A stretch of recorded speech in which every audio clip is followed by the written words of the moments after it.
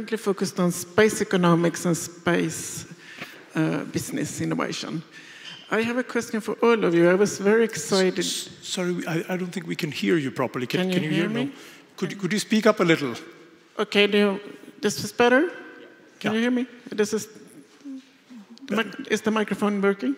No, it's working. Now it's working? Fine. Yeah. Okay. My name is Dr. Charlotte Glacier, and I'm currently focusing on space economy and space economics. I was very excited to see this is the key investment area of India right now in R&D spending. And I saw also the presentation by SEB, seeing this Earth from outside, but not mentioning the enormous potential for growth. Being a country where we had rolled out mobile phones depending on satellite telecommunications, some $300 billion business, growing in 15 years to double. Sweden is lagging a little bit behind here, and we have a national strategy on the way to be presented to the government end August. And we hope we're going to catch up. So I would like to hear from the speakers, what could we see in collaboration? What do we expect in Sweden and in India? Sweden having been on leading edge in space, and India heading there possibly. And this is concerning specifically the space and satellite? The space-based industry, which is now two-thirds satellite telecommunication. Two-thirds satellite. So if anybody is familiar with that industry.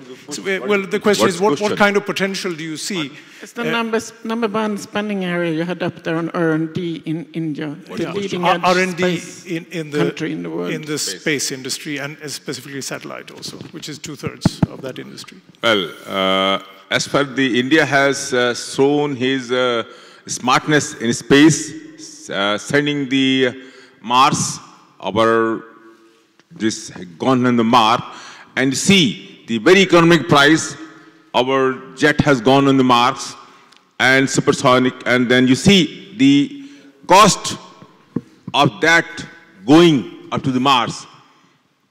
You see the auto rickshaws in India and compare. They, in 1 liter of petrol, they go up to the 20-25 kilometers. So that cost, India has shown to the world that they are so expert in the space technology, and that was solely the 90% of Indian manufactured, which has been sent in the Mars. So, but certainly we require the more cooperation, more invention, more things from Swedish people also. So we can jointly work together, and we can also be both jointly be for the leaders of space technology as well. So basically, I don't know if this answered your question, but there is a huge thrust in India on the space industry, and there are collaborations with the European space industry, and we have a representative of Saab here. I'm sure that Sweden also has some collaborations going on between the Swedish and the Indian space industry, but definitely there's a thrust in this area.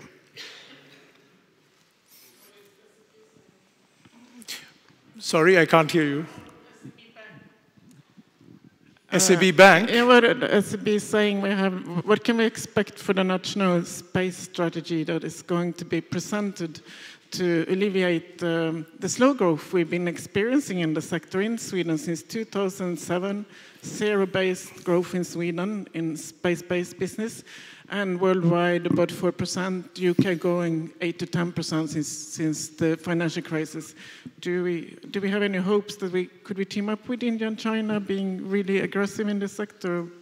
What should we expect from the? I'm not sure exactly that we understand the question, because it's really, the acoustics aren't really great at this hall.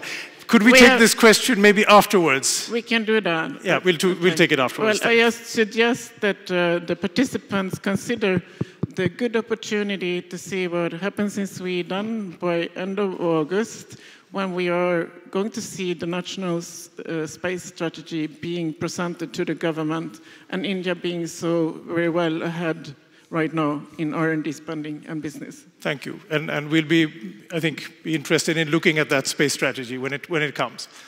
Thank you. Any other questions? Yes.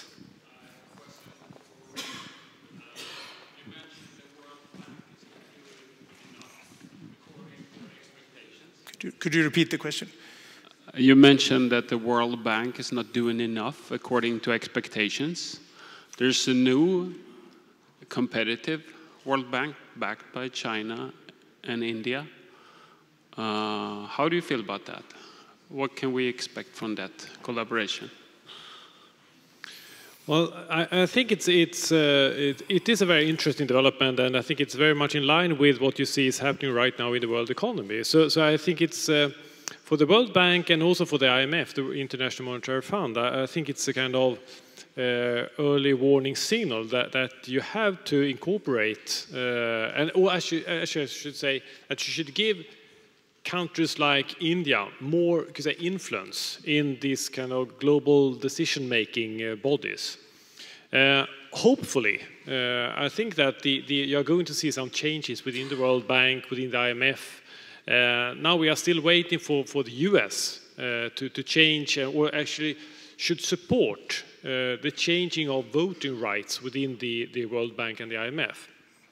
And I think that, well, we are moving very slowly, but I think that the US and other countries in Europe, we should be aware of that these are very important signals that if we don't allow these new countries to have more influence on the global decision-making, then we are going to have this kind of shadow structure being created in Asia. So hopefully we're going to get, in the future, stronger IMF and World Bank. But if we don't get that, then we have to be prepared for that the economic, financial, political epicenter is moving from Washington to maybe Asia, Beijing, Shanghai, etc. Would you like to comment? But Robert, this is a panel discussion. Yeah. Maybe all of us have a view. So the question is, I have understood, is what does colleagues think of this emerging Russia, China, India fund, more devoted to strengthen and fund development in that area. I think one has to continue with and think of what I started saying about an hour or so ago. There is a genuine need, genuine belief and passion among leaders. And I just give the example of our leader because I know him closely. But genuine concern of emerging, and you talked about democracy going on, of leaders around the world, because in the democratic system, people elect them. So they have to listen to them to get their support. Of caring for people. And this, I don't want to open up a Pandora's box, but this is one of the economic tools which countries, economies have used to continue to sustain their dominance. So at some stage, that belief of having and welcoming other partners in the family is relevant. And I think this is just the beginning of that. And I think that's why this guy next to me, Robert, is so shit scared. Because people are waking up. The world is a global economy now. For people, 20 years ago, a person in rural Philippines or Burma or India was happy with the little event in his village, if at all he knew even what was happening in the village. That's changed. He knows what's happening in America, in Sweden, in France, with ISIS, So there is I was wondering and going to ask him a question. Why didn't he bring up this whole, he just called it Middle East or MENA. So I want to leave it at that. But, that's also a creation of inequalities. So the fundamental is, if you start caring for people as human beings, and that everyone has a voice and has a right to live a healthy, good life for him and his family, I think that's really the genesis. Correct, Robert? Yeah, Hormas?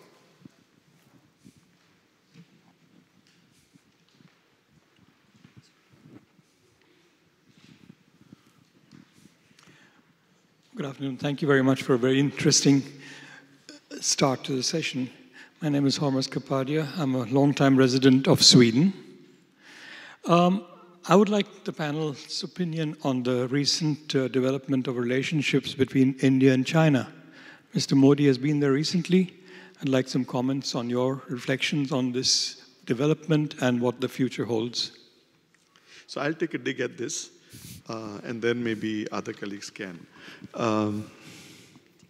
Gujaratis, yeah, we're from Gujarat, from India, from the world of people, are a happy, peaceful community for centuries, which is one of the reasons why in every part of the world you would have an Indian and a Gujarati.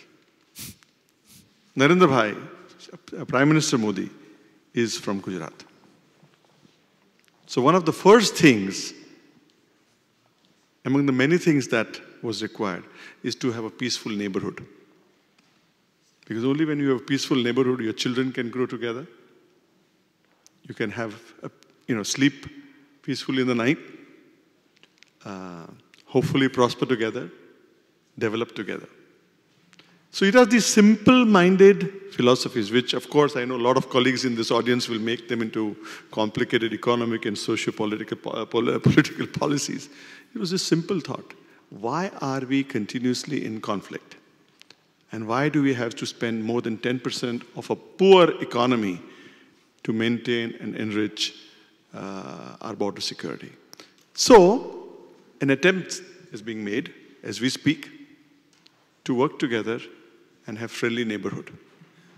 In spite of all the challenges in the history that all of us are aware of. India and China are the largest populations. We've heard since morning about rising Asia, the economy, and statistics showed about improvement in growth in economies and potential for investment and prosperity. Wide disparities, so there is a huge potential and like an easy win. So I think it's just a fact that if we can coexist, and again, I refer to your very charming and intelligent Secretary of State for Innovation and Economics, bringing out this dimension of people living together. And he, of course, took it to an extreme, and I don't want to go, talk about that this afternoon. I think it's just a normal, common, good practice.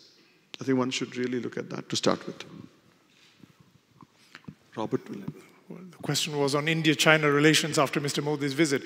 Anybody else would like to comment on that, or how Sweden would view that? Yeah, maybe a very short comment. I agree with you that it's what we are all striving for. That is that we are going to have this kind of friendly neighborhood. But on the other hand, when you have these kind of very quick changes taking place and economic developments and financial developments are very important also for the political developments, I'm still a bit concerned about that we also are going to see rising risks of uncertainties.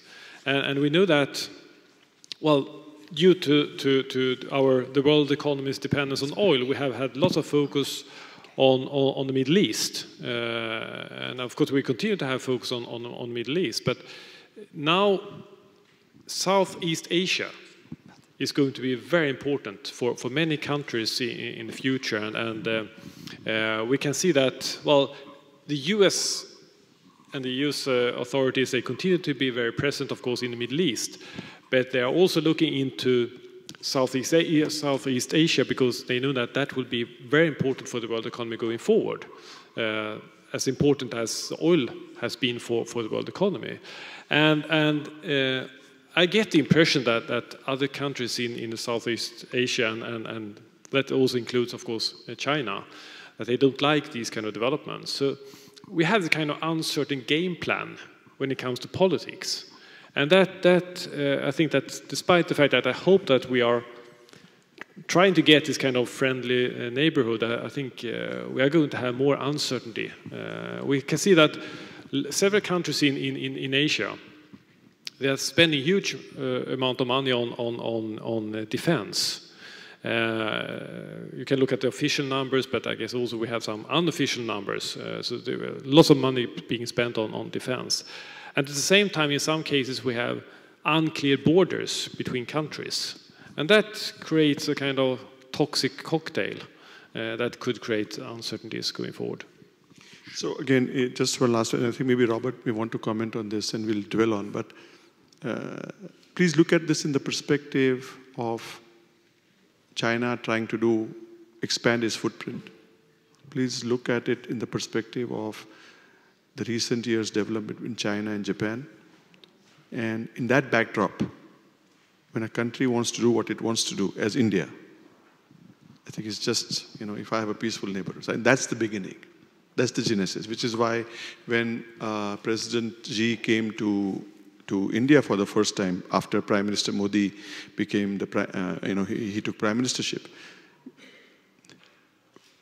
President was welcomed in Ahmedabad, in Gujarat, as his first step from Sri Lanka before he went to Delhi. So just to show that, that warmth. Well, you can say that after the war between India and China in 1962 was between two giants who had no connection. Today, the stakes are higher, but the rewards are higher. The trade between India and China has exploded. So it's becoming actually a more normal relation between India and China as India, US, China, etc. So it's a high-stake, high-powered, high-risk relation. Questions? There you have one at the back. Thanks for the nice talk.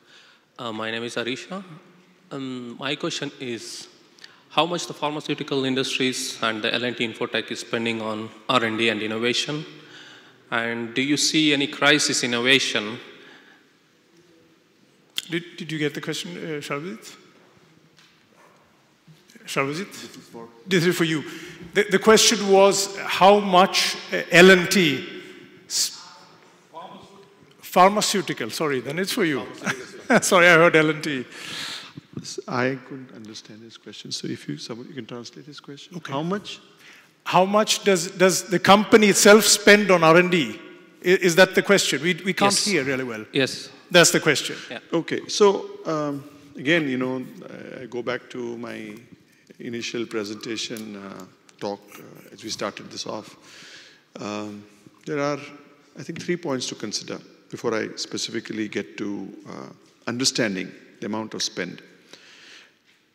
And I think many of you sitting in this audience also realize that a Swedish kroner goes much longer distance in India than in Sweden. In other words, the productivity, the cost effectiveness, and the economies of doing business and research, development, innovation in India stretches out much larger. But with that as a backdrop, meaning you could get much more work done for 1 kroner in India than in Sweden. But beyond that, I think one understands that in the second largest population, in a pricing regime, in a policy regime which ensured firm prices, where companies had to progress and give returns to investors in spite of having a cap on pressure on selling prices, companies prospered and grew. So technology evolved, manufacturing technology happened so that cost effectiveness happened. The ecosystem of availability of skilled manpower for the product development, manufacturing, and so on evolved so that international standard quality products are available globally. So with that backdrop, there was limited resources for the companies to invest in research. So that's the background, correct? But over the last 5-7 years, you've seen companies globalize. Again, banks, advisors, wealth managers, and private equity have made alliances, collaborations possible. Companies have grown beyond the Indian borders. So there are lots of examples of the big top 10 or 50 or 30 companies who have actually gone beyond borders of India and therefore increased market share and profitability. The profitability of Indian companies today is more dependent on exports than doing business in India, pharma companies. So that, again, being a background, there is from the low single-digit percentages on sales, there are company examples who have gone to low double-digit, 10, 11, 12% of their revenues. So there's a tremendous thrust by people who really believe that to to succeed in a very complicated life sciences business, one will also have to innovate. So there are now tremendous increases in expenditure. So you'll have a range of 20,000 companies in India, companies spending no amount on research, to 5-10% of the companies spending more than 10% on research. So that's the changing evolution, changing trend, and which is why I think it makes a lot of sense for the ecosystem in Sweden, the innovative ecosystem, Pharmacia, AstraZeneca, and so on, who were present, and all the colleagues who still live here, and the various universities, life sciences universities in multiple cities in your centers in Sweden, to collaborate and use that knowledge of innovation, where there is no commercialization and market, and partner with people in different parts of the world like India to take that discovery into an affordable product globally.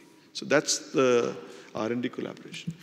Dr. Modi, could I just add a question to you there when you're talking about that? I mean, since we've been talking about Sweden and India, what would you say? You've been collaborating with Sweden for the past, I don't know how many years you've been here, 5 years or something like that. What do you see as the main obstacles actually for India and Sweden to engage more? I think someone said this very, very well earlier on today. And I will be blunt, so please don't misunderstand me at all. For many of the Swedes, India is a land of snakes and elephants. There's an amazement when someone comes from India and say, and this is from personal experience, I can't say that. So there's lack of knowledge about the tremendous progress that India has made across the country. And I think you start with that.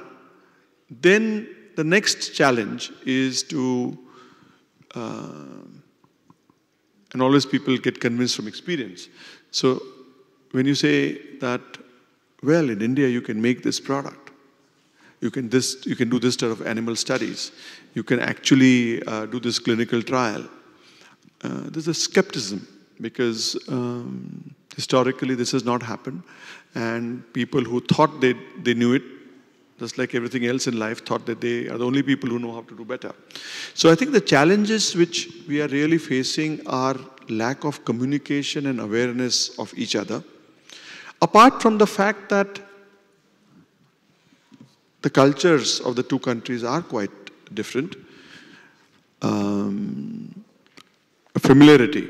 So while I mention all this, as you can see, there are no great challenges. I don't think there are, so I have not encompassed great challenges. It's just the amount of investment of time, because I strongly believe, from my limited experience, that whoever I have talked to, I have only one experience which I thought was funny, but of the 50, 100 meetings that I've had, there's tremendous desire among a cross-section of scientists and investors to work with India. So I think there's a positive mood. I think it just has to accelerate.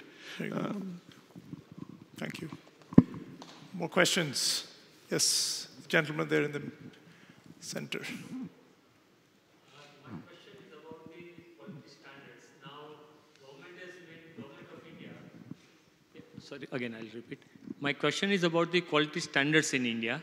Now, it's a good news that the government of India has made its intents very clear, and they are mandatorily going to impose the BIS standards, that is Bureau of Indian Standards. And number one, are they going to be very similar to the European Commission standards?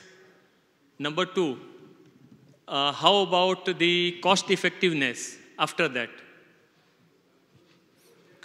Would any to of all the panelists, yeah. And be familiar? Maybe Mr. Dev, yeah. I think when we come and work here as an Indian company, establishing first, we are told that these are the standards of working in the Swedish market. Are you aware of those standards? Yeah. Okay, we look at it, we map what are the differences, and sometimes our standards are actually superior in terms of how we do software development or engineering services. The entire value chain, because of whatever reason we have industrialized a lot of processes which here it was not required. So coming back to that, yes, it is more the unknown which we are afraid of on both sides. The cost, ultimately it's a value. If they see a value on the certification, people are ready to pay for it. So even if you have a BIS standard which maps to a EU standard, and if that is a value for Indian society, then Indians will pay for it. The reverse is also true. No, certainly it's a very good news that Indian products are going to be high quality, and it will have a better reputation in the whole world. And it will also be presenting an opportunity even for the foreign investors to tap Indian markets, which will have a high quality products. Until now, they had a kind of a, thinking that, oh, India doesn't care for quality. But now we do care for the quality. If you take an instance, recently in the newspapers in the Nordic, both in business newspaper as well as in IT newspaper, it was mentioned that the Indian companies are in the top. Okay? Sure. And this has been done by one of the consultancy companies here. Now, people are asking questions who have not, what is it that makes it to the top? And it's not about price. So people are not talking about price anymore. People are about what is the differential. They need a quality, yes. So it is a quality element to it. Thank you. Thank you. Other questions?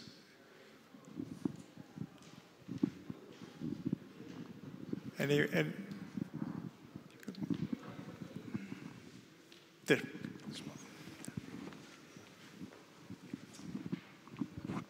I'm Pavan.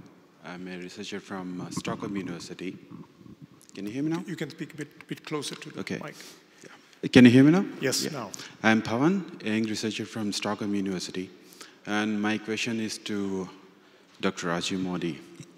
Like, you are talking about so many different sectors in healthcare system of India. So then I wanted to ask you, what is the urgent need in or under the healthcare sector for India? What is the urgent need in the healthcare sector in India? Because I know that That's India a big question. Yeah, because I know that India so is... I'm so excited to listen to your question because this makes me 50 years younger.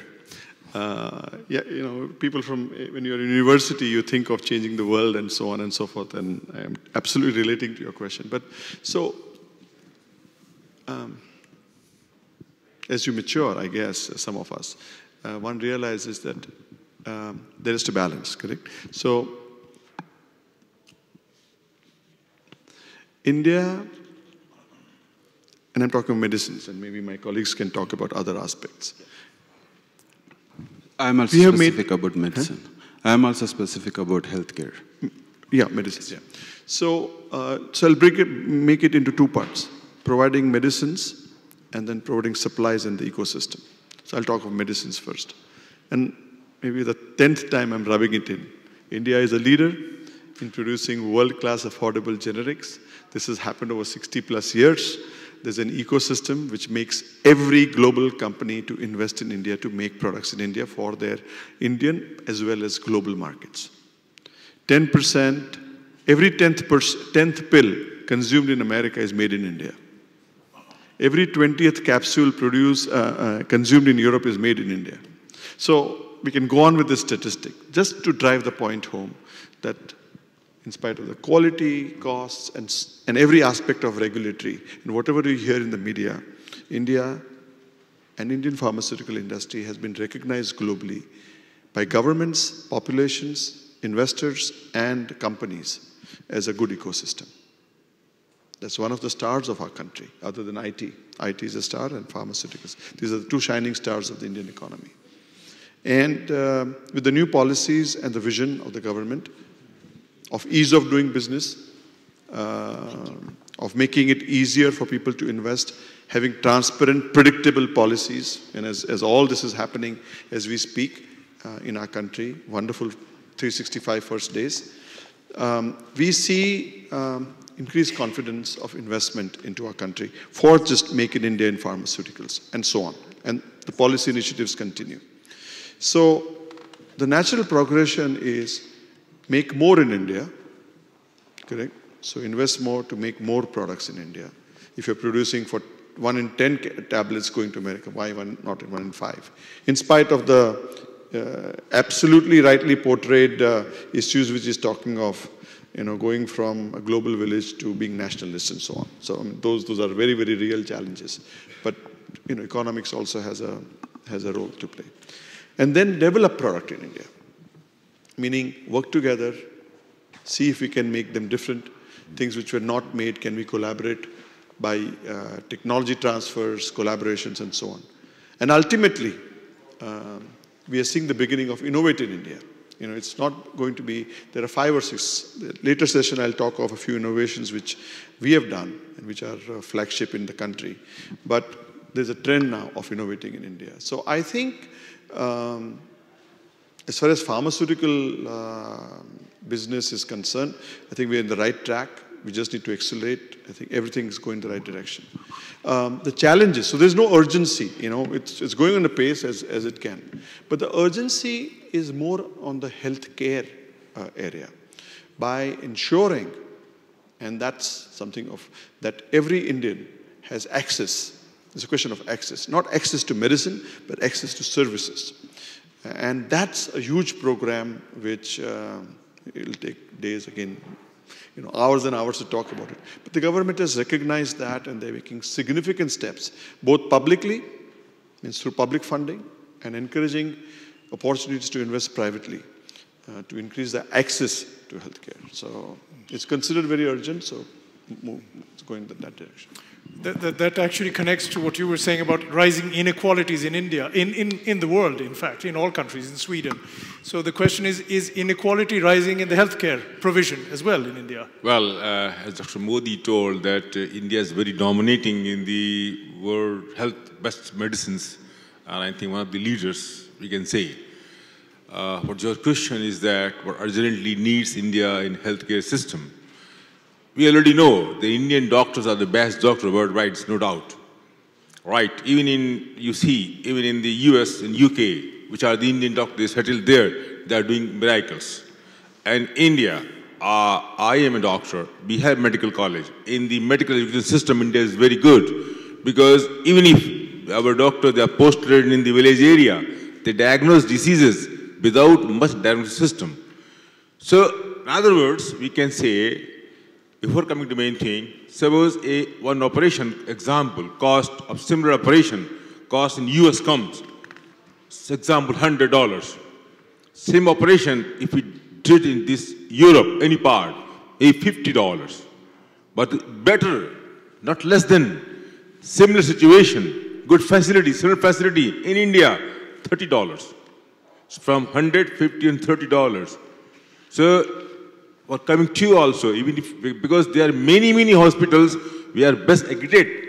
And that's why they were giving better services, and all of the Middle East and even a lot of Europeans are coming there in India for a lot of high-end surgeries. Now the question comes, what we need? India needs a high-end cutting technology, diagnostic and for treatment. Treatment, medical part is okay, but as for treatment of radiotherapy, we are lacking. Manufacturing of the machine radiotherapy, diagnostic tools like MRI, CT scan, ventilator supports, emergency treatment. So I mean to say, the equipments on which our doctors works, the high-end cutting technology is deficient in India. They are highly trained, they can do miracles, cheaper the cost, at the same time, we have to import all this equipment from all over the world. So for you, certain, or any part of the world, who want to jump in this healthcare system, the urgent need everywhere is the what? Is the high-end cutting, diagnostic and treatment equipment technology. Okay. So that connects. So to reply your question also, even if lot of companies, they have been accredited for the European standard. But you see, the cost in India will not go more than European countries. Why? Because the great population and even the very low price things. So China is doing miracles, you understand. But even India, who is adopting all the norms of the world standard, China, you know what it's doing. But India adopting all norms of the standard of the world standards, even the things, if you adopt European technology, it's cheaper. Operations, I told you, European, they are being referred because of they're in a lot of Europe having the healthcare system. It is a covered policy of the government. But people who are great queue, who want to jump into the India, they're coming. Our hospital, many more hospitals. So the price is very less and quality is very good. So even if you give a good quality of the European standard, I think I'm very sure because of cheaper cost. Even in India, we go and live in a very good 7-star hotel. I think the price is very, very less, this grand hotel. And I think, not to say, then even the facility, to me, it can much, much better. So price is there because India is cheap in the sense of labor, cheap labor, right? So that is the basic thing. So you want to jump into the technology, high-end technology, instrument technology, support technology. I agree fully. We need to compete with Siemens and crush the Germans. And I think a lot of Swedish companies are already active in India. So welcome. Elekta, Gambro. Everywhere we are having Siemens, GE. So why not? Come. Why not Sweden? Very well put. Thank you so much. I think we have maybe, it's 5 minutes left. We have time for one last question if anybody would like to. Yes, I see somebody at the back. So there will be a last question, I think, for the session. This is just in continuation with the previous question. Yes. I feel personally, I belong to the Indian healthcare sector. And I personally feel that we need a lot of beds. We need a lot of? Beds. Beds. Lot of patients because 1.2 billion people are there. So we need a lot of beds. We need a lot of doctors. We need a lot of nurses, apart from R&D and innovation. Thank you. Yes, well... You are very correct because we are producing doctors, so we are making more medical colleges, more nursing, so we are certainly, ratio is very low, but the question we are improving that sector, but the question was that, how in health sector, the Sweden want to jump. So I open the gate, then if Sweden want to jump, or any European country want to jump, is the high-end cutting diagnostic and the management technology instruments and supporting emergency instruments like ventilator, etc. That's the idea. But you are very correct. So, but even because of the good motorways, good communication, good high ambulances, and government incentives and government attentions, the population in even the remote areas, they're getting good health care as which was 10 years before. But certainly we need much more improvement of our healthcare system. So India has now two ends. One is very high-end tertiary care hospitals. They are not less than any part of the world. But second time, we are having the middle care and low care hospitals. And our low care hospitals certainly they require much upgradation, which we are doing and continuously doing. Thank you. Great.